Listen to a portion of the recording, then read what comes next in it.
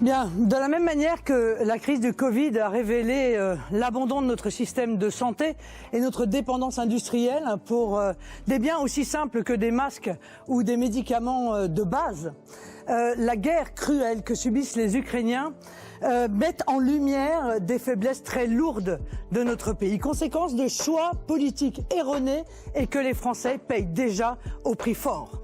Notre dépendance énergétique avec l'explosion du prix du gaz, du fioul, de l'électricité et bien sûr du carburant qui a dépassé 2 € le litre.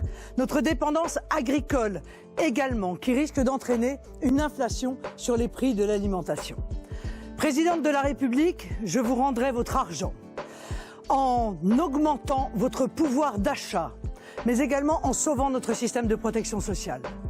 Et puis je vous rendrai aussi votre pays en vous protégeant de l'immigration anarchique et massive et de l'insécurité qui vire à l'ensauvagement. Il n'y a aucune fatalité. Si vous votez, absolument tout peut changer.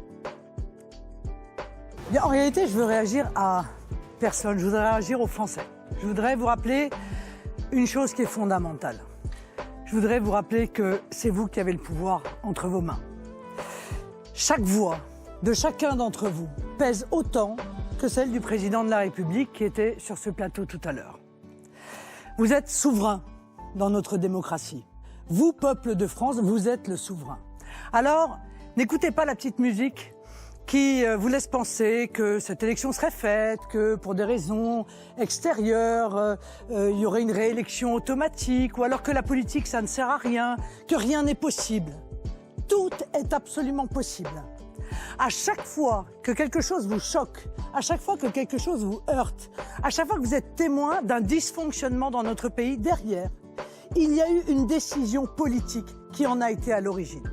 Ça veut dire qu'une autre décision politique, une autre orientation peut changer les choses. S'il y a des médecins qui manquent dans les campagnes, c'est parce qu'on a mis en place un numerus clausus. S'il y a une immigration dérégulée dans notre pays, c'est parce qu'on a laissé ouvertes les frontières et qu'on n'a pas été assez exigeant pour les gens qui venaient chez nous. S'il y a une insécurité qui est endémique et qui frappe tout le monde, partout, et particulièrement, il faut bien dire, les femmes dans notre pays, c'est parce que les lois sont laxistes et c'est parce qu'il n'y a pas assez de magistrats pour pouvoir passer un coup de vis et rétablir la sécurité dans notre pays. Donc on peut faire des choix différents dans notre pays pour peu que vous le décidiez.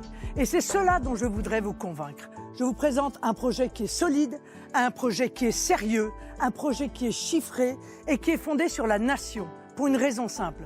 C'est que la nation, c'est la seule structure capable de vous protéger, de préserver un système de protection sociale, de préserver votre prospérité de demain, votre sécurité de demain. La nation, il n'y a que vous pour la préserver. Et la nation... Mes chers compatriotes, je viens devant vous en femme de gauche, républicaine, européenne. Et au moment où la guerre revient en Europe, avec ses atrocités, nous devons faire bloc pour protéger notre pays. Nous devons aussi faire bloc, écarter tous les haineux, les extrémistes, faire en sorte que les démocraties l'emportent toujours contre les dictatures. Mais nous devons faire bloc ici, parce que les inégalités minent notre pays. Et nous devons lutter pour redonner confiance à tous ces Français de la classe moyenne, des catégories populaires qui doutent aujourd'hui. Et nous devons aussi faire bloc pour nos enfants, pour nos petits-enfants, pour engager avec eux, pour eux, ce combat du siècle, pour le changement climatique. Nous devons être là et nous y arriverons avec une économie innovante. Nous y arriverons aussi avec des services publics forts, avec aussi la justice sociale pour tous et partout. Alors mes chers compatriotes, c'est l'heure du choix. Et vous méritez un débat respectueux, un débat éclairé. Vous méritez ce débat pour exercer cette liberté qui est la vôtre.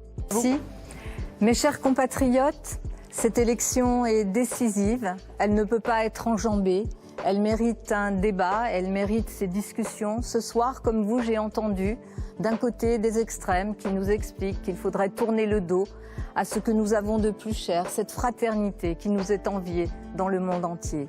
Et puis j'ai entendu Emmanuel Macron, la droite, nous expliquer que demain, ceux qui payeront encore le prix des crises, qui payeront le prix de la crise Covid, qui payeront le prix de cette guerre en Ukraine, ce sont toujours les mêmes. les classes moyennes, les catégories populaires, ceux à qui on demande tous les efforts tout le temps et qui n'en peuvent plus. Alors moi, je vous propose ce chemin avec cette gauche républicaine, européenne, laïque, cette gauche qui a toujours apporté à la République ses grandes conquêtes sociales, ses grandes conquêtes démocratiques. Cette gauche qui sait aussi tirer les enseignements de ses erreurs. Mais cette gauche qui est là pour protéger, pour faire que l'école soit vraiment ce grand service public qui permette à nos enfants de préparer leur avenir, à l'hôpital d'être l'endroit où on soigne, à nos aînés aussi d'aller vers cette dépendance en les accompagnant. Cette gauche qui a toujours été aussi au cœur des grandes conquêtes sociétales. Je vous le dis ici, je porterai un nouveau droit, une nouvelle liberté, celle de pouvoir mourir dans la dignité. Cette gauche qui est moderne, qui est ouverte, qui est de toutes les couleurs. Cette gauche est là et vous avez le pouvoir. Vous avez le pouvoir parce qu'en fait, rien n'est jamais écrit d'avance. D'ailleurs, si les choses avaient été écrites d'avance, je ne serais pas là en train de vous parler dans cette élection présidentielle. Je sais qu'on peut changer son destin. Ce destin, nous pouvons le changer ensemble. Je vous propose de faire en sorte que, ensemble, nous changions d'avis. La guerre en Ukraine bouleverse chacune et chacun d'entre nous. Les efforts diplomatiques sont à ce stade restés sans effet.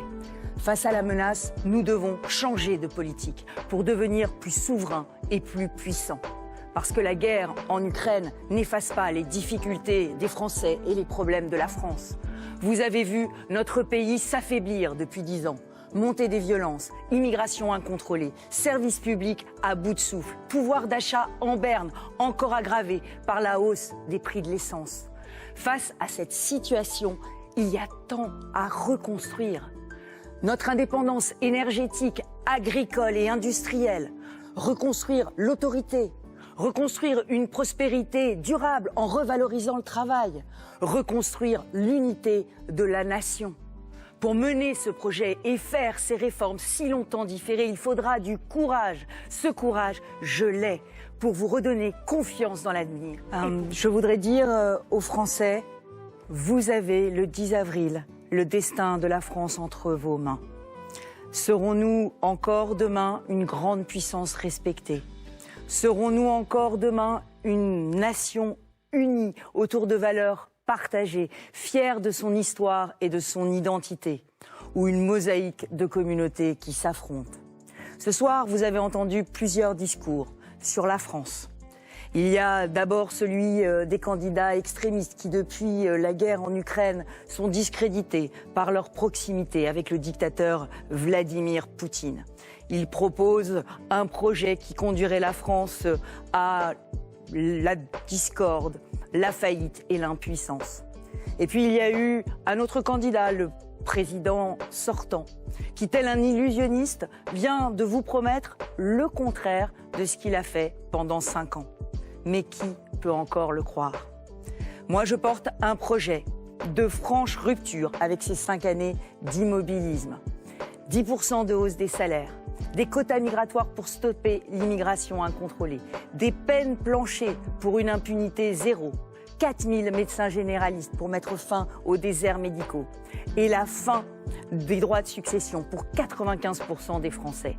Mon projet est puissamment réformateur parce que je ne veux léguer aux générations futures ni une dette financière abyssale, ni une dette écologique. Être présidente, c'est avoir la main ferme contre les ennemis de la France et de la République, et ma main ne tremblera pas. Être présidente, c'est aussi avoir une main respectueuse vis-à-vis des Français qui veulent être rassemblés et considérés. Si vous m'honorez de votre confiance, je veillerai à défendre la France et à protéger le peuple français. Oui, je m'appelle Éric Zemmour, j'ai 63 ans et je suis père de 3 enfants. Je suis né en Seine-Saint-Denis dans une famille modeste. J'ai connu une France paisible, prospère et fière d'elle-même, où les Français vivaient en paix avec des immigrés qui voulaient s'assimiler. Cette époque est révolue. Aujourd'hui, la violence est partout et l'identité française s'efface. Je suis donc candidat à l'élection présidentielle pour que la France reste la France. Je suis candidat à l'élection présidentielle pour lutter contre le grand remplacement et le grand déclassement. Ces deux phénomènes sont d'ailleurs liés. Votre pouvoir d'achat baisse parce que l'État vous prend toujours plus de taxes et d'impôts pour financer un modèle social ouvert au monde entier. Nous devons en finir avec l'immigration et rétablir l'ordre. Je ne suis pas un politicien professionnel et je ne vous trahirai jamais. Ne vous laissez pas voler cette élection. Il en va du destin de notre pays, du destin de notre civilisation. Il en va de l'avenir de nos enfants et de nos petits-enfants. Mes chers compatriotes, de tout ce que j'ai entendu ce soir m'a plutôt conforté dans ma décision d'être candidat. J'ai entendu les uns et les autres. Ce sont tous des politiciens professionnels. Ils vous ont trop promis, trop menti, trop trahi. Moi, je ne vous trahirai pas. Je ne vous promettrai pas que ce que je peux tenir. Le 10 avril, il nous restera 26 jours. 26 jours, ce n'est pas grand-chose. 26 jours, nous serons dans l'isoloir et il y aura plusieurs bulletins. En vérité, il n'y aura que 2 bulletins. Le mien et celui de tous les autres. Les autres, ils vous promettent des mesures, des réformes même. En vérité, il n'est plus temps de réformer la France, mais de la sauver. Oui, il nous reste 26 jours pour sauver la France. Il nous reste 26 jours pour rétablir une sécurité. 26 jours pour rétablir l'école de l'excellence, du travail, du mérite. 26 jours pour aider la France rurale. 26 jours pour améliorer la justice. 26 jours pour combler les déserts médicaux. 26 jours pour rétablir la fierté d'être français.